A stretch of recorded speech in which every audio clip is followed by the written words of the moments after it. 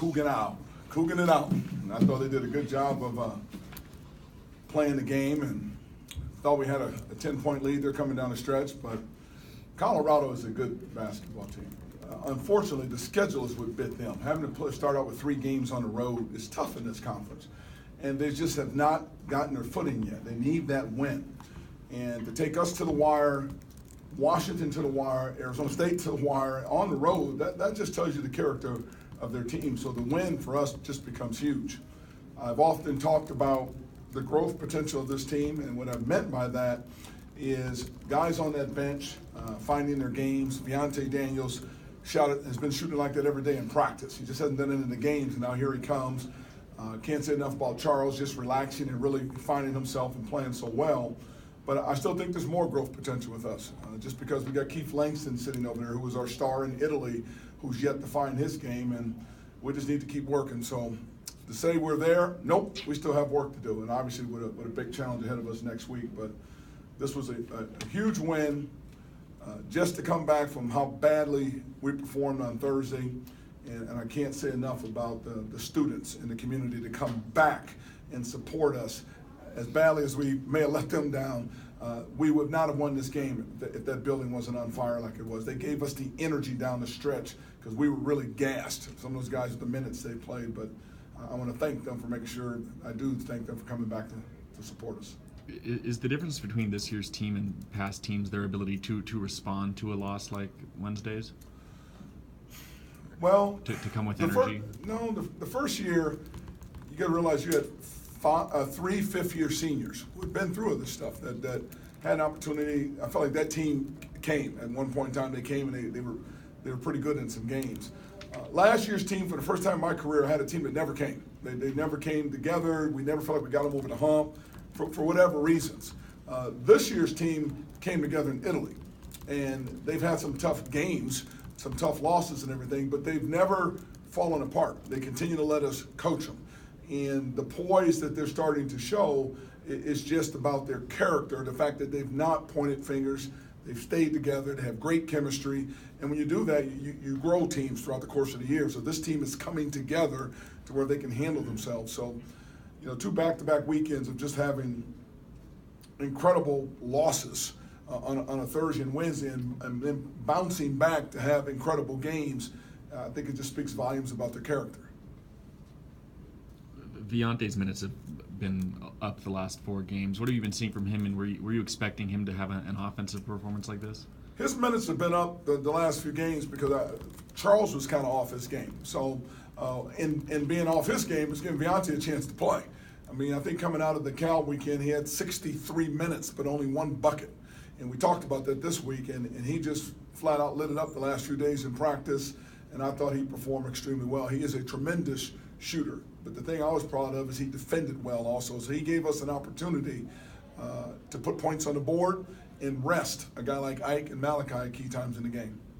Is this the best signature win for this group of guys today? For this group, I would say, I would have to say the Washington game on the road, because again, you're in an environment where there's 10,000 people over there sitting on top of you, and you got down in the game, and we had to hunt them down to get back in the game. But for this group at home, that is for sure. To be able to stay in the game, control the game, think you have a team pull away, lose control of the game, it goes in overtime, get down in overtime, regain your composure, and then close out the game in the fashion that they did it with their defense. 2 big stops on defense were just huge. When's the last time you felt the energy like this in Beasley Coliseum? I was saying we played Oregon a couple years ago when we beat them here. I felt that energy in the building. Obviously, if we can have any kind of success this weekend coming up, it sets up just 2 huge games for people to come out and enjoy the next week. Viante may have emerged because Callison was a little off his game, but today you had all 4 guards working pretty well. For the way you want to play, how much easier is it when you've got 4 guys? The focus of this game was to play as fast as we possibly could. That was the difference in the game. Our transition game, as you notice, Stanford, we didn't score a lot of points. Cal, we didn't. And obviously we didn't score a lot of points the other night in playing Utah. And the reason for that, those teams have stopped us and got us in the half court and got us playing zone, and we weren't defending them well enough to get out and get easy buckets. We changed up our tempo in this game, and I thought, again, to play as fast as we played and play defense the way we played it too was tremendous. So the speed of the game gives us an opportunity to play more guards, and that's why Connor didn't play as much. We still have another one sitting over there in Keith Langston that can shoot it as every bit as good as Charles or Viante, and that needs an opportunity as well. Connor came up huge late in the game. You called timeout with 10 seconds left when Ike was kind of getting stuck in the corner. What made you call that timeout? Because right out of that play, you guys set up Connor for a beautiful right-hand hook off the glass. Well, first of all, there's probably about 7 plays between the first half and second half, particularly in the second half, that I had to have some parenting moments with Connor, because defensively there were some lapses there.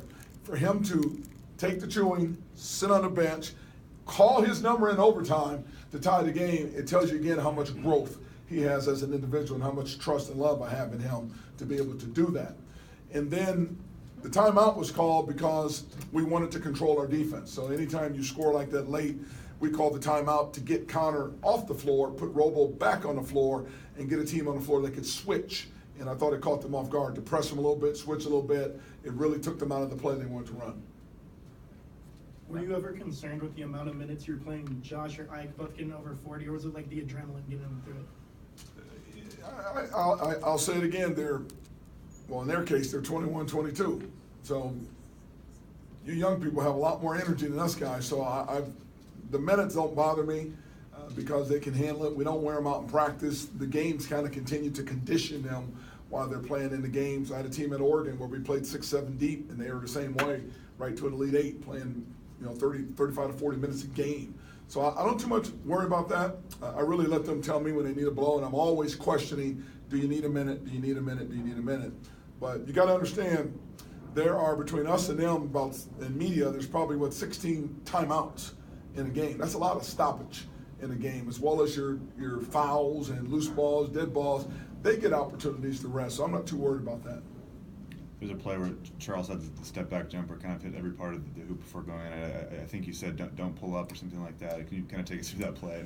There were 2 scenarios, either overcoaching or either he should have probably pulled it out at that time. That one, and luckily for us, it went in. I thought we could have pulled that one out, went in a little bit more. And then with 1:56 to go, Robo shot. I told him to go at it and go play, and we missed the shot. We got the lead. We probably should have pulled that ball out, milked the clock a little bit more. So to Charles's credit, I think anytime you play in a system that gives you that kind of freedom, he was feeling it, so we let him pull it.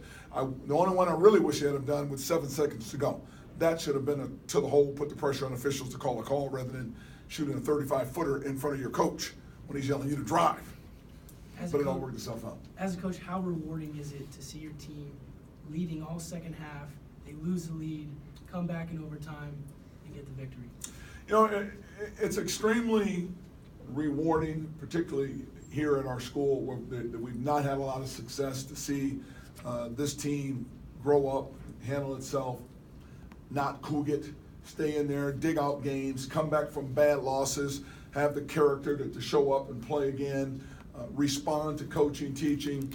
But the most rewarding thing with this group is how they handle themselves. And Colton Ties on the road, they're polite, they're gentlemen, but yet they play with a lot of fire. They love each other, they get along so well. They have grown up immensely since we put them together this summer, and that's the rewarding thing for me. The winning and losing takes care of itself. We're turning these guys into men, and they're responding, and that's really, really rewarding to me as a coach. And on top of that, they give me a great birthday present, which is tomorrow. Happy birthday. We're going out. Hey. You guys come too. All right. I'll find you. Okay. See you there. Happy birthday.